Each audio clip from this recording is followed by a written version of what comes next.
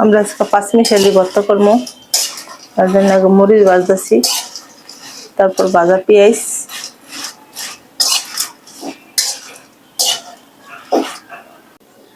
পেঁয়াজটা ভাজবো।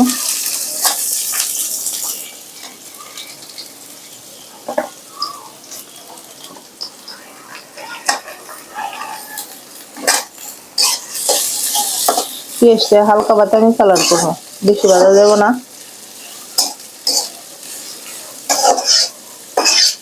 ভর্তাটা এই যে এর মধ্যে টমেটো, বেগুন, কাঁচামরিচ, সিম, এদি আলু, এই ভর্তাটা একবারে সিদ্ধ করতে হবে। হালকা একটু পানি দিয়ে দিতে হবে, একটু তেল আর হালকা একটু লবণ ছিটিয়ে দিতে হবে। কালারের লিগা একটু হলুদ হালকা দিতে হবে।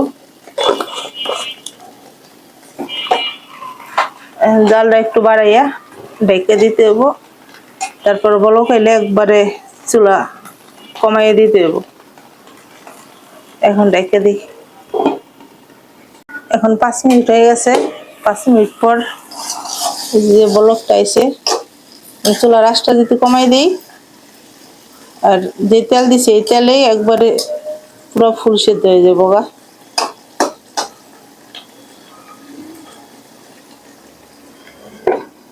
ঢেকে দিলাম। এখন চুলা জালটা কমাই দিলেই প্রায় 20 মিনিট রাখতে হবে।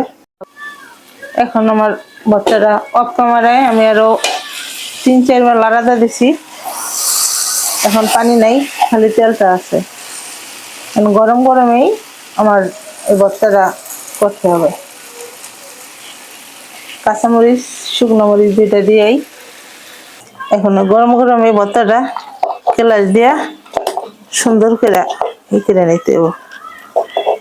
এই যে আলু সুন্দরভাবে সিদ্ধ হয়ে গেছে, এটার ভিতরে কাঁচামরিচ আছে, এই লগেই সব ই করে এলাম। এখন আমার ভর্তাটা সম্পূর্ণ রেডি করবো। লবণ যেহেতু আগে দিচ্ছি, এখন কম দিলাম। তারপরে ভাজা পেঁয়াজটি সব নিলাম।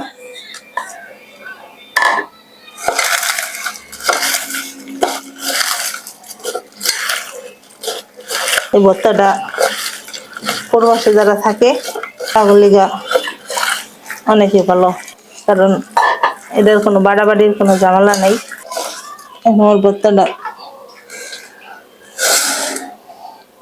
পুরোপুরি রেডি, যেহেতু আমি তেল লাগিয়ে দিছি। আমার ভর্তাটা রেডি, খাইতে অনেক মজা হয়েছে। যারা বিদেশে থাকেন সবাই একবার ট্রাই করে দেখবেন, আর দয়া করে সবাই আমার চ্যানেলটাকে সাবস্ক্রাইব করবেন, লাইক শেয়ার করে দিবেন। আল্লাহ হাফেজ।